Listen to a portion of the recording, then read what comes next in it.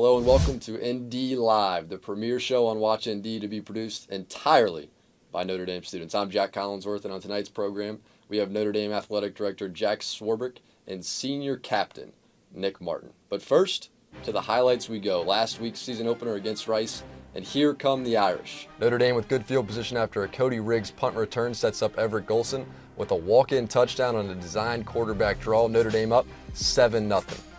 But back come the Owls. Dreyfus Jackson finds Zach Wright for a 26-yard score, and we have a ball game. Maybe that is.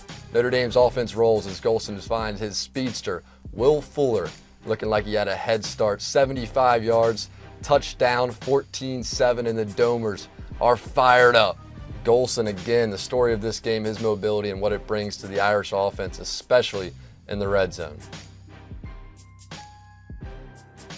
After a slow start offensively, ND was simply unstoppable. Golson catches Rice in a blitz, extends the play, and with no help over the top, touchdown CJ Procise. But how did he get so open?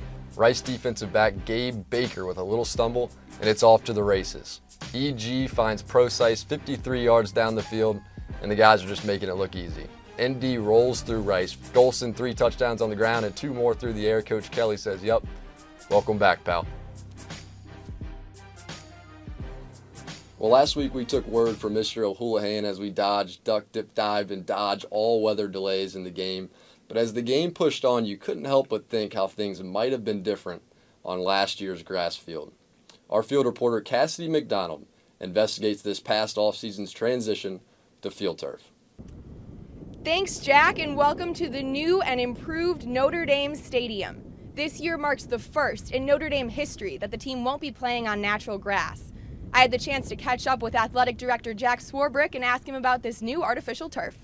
It's the certainty of it. It's knowing what you're going to get. And that's especially important in your home venue. But I would have sort of invited a really torrential rain during the game because our problem fundamentally had always been the next game. And of course, it's an important game against Michigan. And now we're going to have a field which is perfect.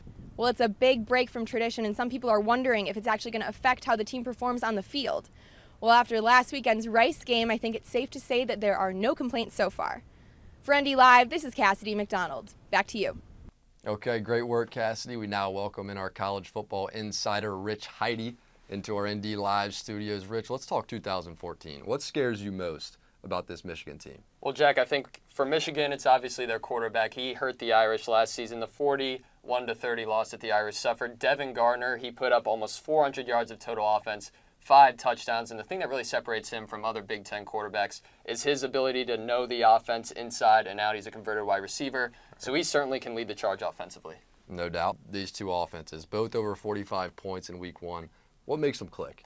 Well, Jack, I think for both these teams, it's the ground game. And you look at the Irish, they have that 3-headed monster at running back with Cam McDaniel, Tarian Folston, Greg Bryan. How about the showing that Greg Bryan put up last week? He has that game-breaking speed that you just can't coach. And then on the other side, how about Derek Green and Davion Smith, a couple of running backs who are 4-star recruits, just sophomores, still very young, but over 220 pounds, both of them are. So they are that big, bruising running back that you really want to see in the Big Ten.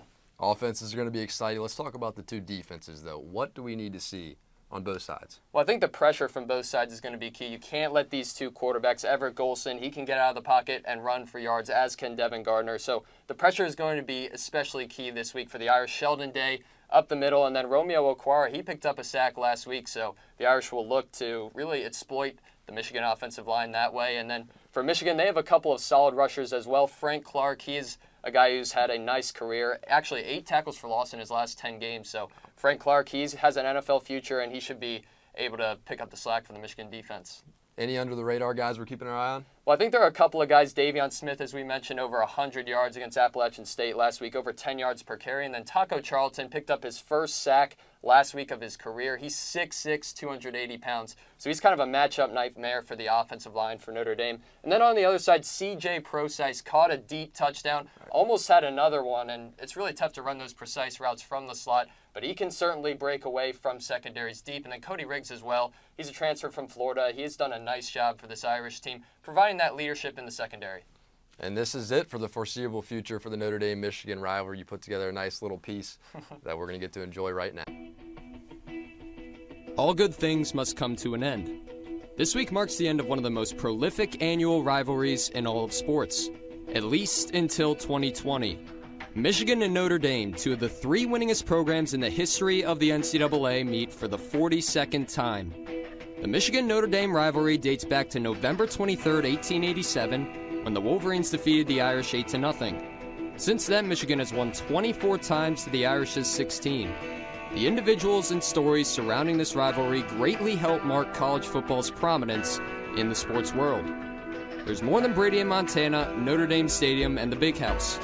There's the Rockne-Yost feud in the early beginnings of the rivalry, the friendship of Bo Schembechler and Ara Parseghian, and don't forget the players. Angelo Bertelli, Joe Montana, Ricky Waters, and Rocket Ismail all played starring roles in this matchup over the years, as did Charles Woodson, Jim Harbaugh, and Desmond Howard for the Wolverines. Heisman winners and Crystal Ball teams have left their imprints. But since there are no guarantees of these two teams playing again, let's all enjoy the finale under the bright lights on Saturday and remember the glory years. All right, good work there, Richard. I'm sitting here now with Nick Martin, the handsome Nick Martin, that is. Nick, you've had the great fortune of playing on the grass surface. You've had the great fortune of playing one game and practicing on the field turf. Has the change gone well so far? Yeah, it absolutely has. And last game, we had a little rain, which definitely makes a difference from grass to turf. You know, grass, you can be slipping all over the place, but with that turf, your feet are set in stone. Yeah, no doubt. So you guys have Michigan this week, the final chapter of the Notre Dame-Michigan rivalry. What does this 2014 Michigan team do well? Very aggressive defense. Pressures, they bring them a lot. Great DNs, very physical. It's going to be a tough game. You know, we just got done watching the first half last year, and it was a physical game. Yeah. So you just got to be ready to play. A lot of preparation involved. Cool. And so this is pretty cool. I got the chance to ask this identical question to your brother Zach last year now with the Dallas Cowboys. What's the coolest thing about being a captain at Notre Dame? You know, it's an honor and it's pride. I would say really representing the people who came before you. You know, there's a lot of people who wore your number, who played on the offensive line, but beyond that, just everyone who's ever been on the Notre Dame team, you represent them, and that's a very prideful thing. Thanks for being with us, man. That's all for this week's edition of ND Live. Special thanks to Jac Collinsworth, for taking the time to hang out with us. Saturday night, it's the Irish under the lights at Notre Dame Stadium, 7:30 Eastern on NBC, taking on the Michigan Wolverines. For all of us at Fighting Irish Digital Media, I'm Jac Collinsworth. We'll see you guys next week right here on Watch ND.